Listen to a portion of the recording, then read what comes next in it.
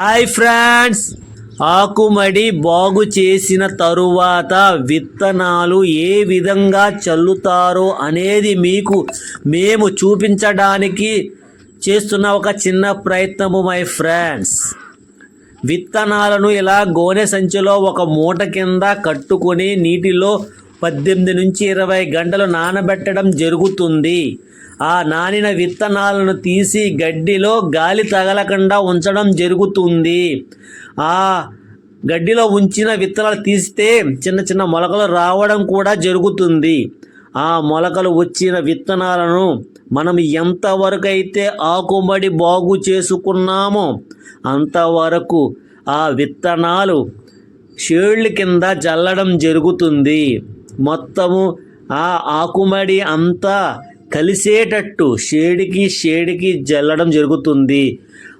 ఆ విత్తనాలు జల్లేటప్పుడు ఆ ఆకుమడిలో కొద్దిగా నీరు ఉంటుంది.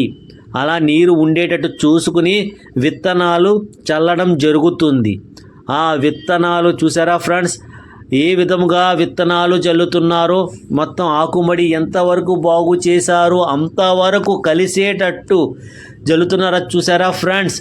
ఆ విత్తనాలు జల్లిన తర్వాత 24 గంటల తర్వాత ఆ ఆకుమడిలో ఉన్న నీరు అంతటినీ బయటకు తీసివేయడం జరుగుతుంది.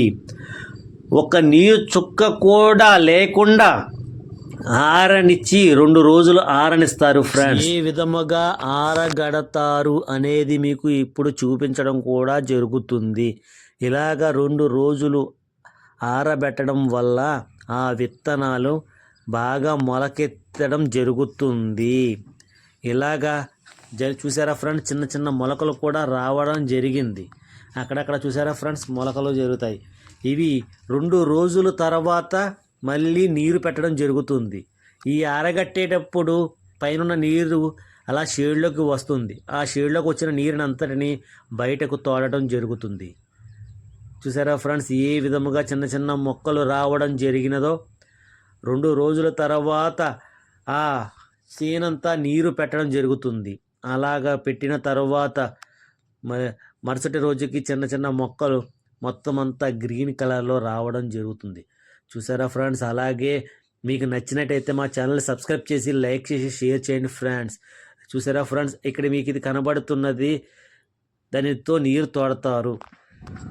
ఇలా మొలకలు వచ్చిన ఆకుమడిని 21 రోజు నుంచి 25 రోజుల దాకా ఉంచడం జరుగుతుంది.